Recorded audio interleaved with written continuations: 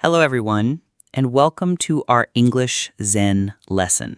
Today, we need to talk about something important, something a little emotional. I want you to think about a moment you've probably experienced many times. You're watching a movie in English with no subtitles, and you're following the story. You get the jokes. You understand the emotion. Or maybe you're listening to a podcast, just like this one, and the words are flowing into your mind easily, and it feels good. You feel smart. You feel capable. And then the moment comes. Someone asks you a simple question in English. What did you think of the movie? And suddenly, all of that knowledge, all of those words you just understood, they vanish. It's like a door slams shut inside your head.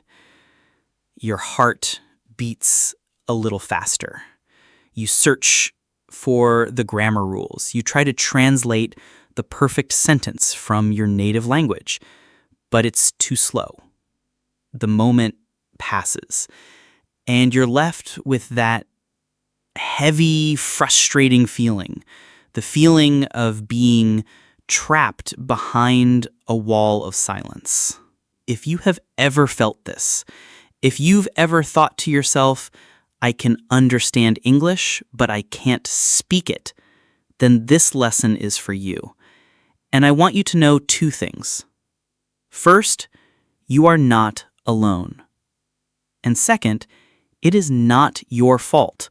Today we're going to talk about the real reason this happens, and I will give you a simple, calm action plan to finally break through that wall of silence. So, why does this happen?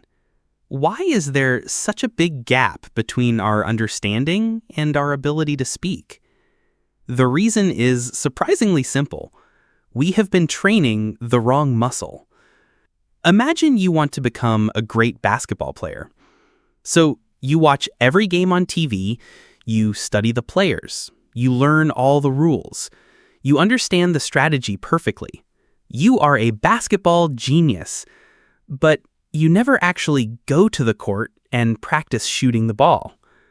Then, one day, someone throws you the ball and says, "Your turn." What happens? You'll probably miss. Learning English is exactly the same.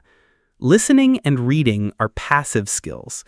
They are like watching the game. You are receiving information. Your brain is a sponge, and it gets very good at absorbing. This is why you understand so much. But speaking and writing are active skills. They are like playing the game. You are not receiving information, you are producing it. This requires a completely different set of muscles. It requires coordination between your brain, your mouth, and your memory, all in real time. The reason you can't speak is that you have spent hundreds of hours training your understanding muscle, but almost 0 hours training your speaking muscle. It's not a knowledge problem, it's a practice problem.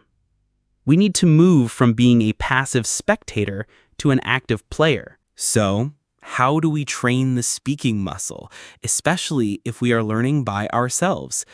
The solution is simple, private, and you can start today.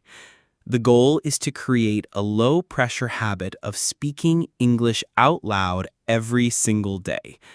The first and easiest way to do this is what I call the narrator technique. You become the narrator of your own life. As you do simple things around the house, just describe them out loud in English. For example, when you're making coffee. Okay, now I am getting the cup. I am pouring the water. It's hot. I am adding a little bit of milk. It feels strange at first, but you are building the physical connection between your brain and your mouth.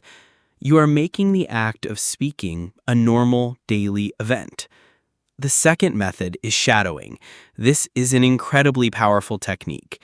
You simply listen to a short piece of English audio, like a clip from this podcast, and you repeat what you hear at the same time. You try to copy the pronunciation, the rhythm, and the intonation exactly. You are not thinking about grammar. You are not thinking about vocabulary. You are only focused on the sound and feeling of speaking. It trains your mouth to produce the sounds of English fluently. Just 2 or 3 minutes of shadowing per day can make a massive difference. The third way is to have an inner dialogue. This is your private conversation with yourself, in your head, but in English. When you are walking or on the bus, instead of thinking in your native language, try to think in English. Ask yourself questions. What should I have for dinner tonight? I think I will have pasta.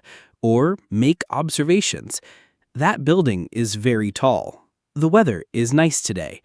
This trains your brain to form sentences automatically without the pressure of speaking to another person. The narrator technique, shadowing, and inner dialogue. These are not difficult tasks. They are small, private, daily habits, and they are the key to unlocking the English that is already inside you. I know that the journey to fluency can feel long and lonely. There will be days when you feel frustrated. There will be days when you don't want to practice. And on those days, I want you to remember this. Be kind to yourself. Learning a language is not a race. It is a process of slow, gentle growth. You are not failing when you make a mistake. You are learning. Every single word you speak out loud is a victory. Every sentence you form in your head is progress. The English you understand is proof of your hard work. Now it's time to give that knowledge a voice. It doesn't need to be a perfect voice. It just needs to be your voice. Start today. Speak one sentence out loud. Just one. And then do it again tomorrow. You've got this. Thank you for spending this time with me today. If this lesson was helpful, please consider leaving a like and subscribing for more calm learning. And in the comments, I would love for you to share just one sentence that you will practice speaking out loud this week. Until next time, be well.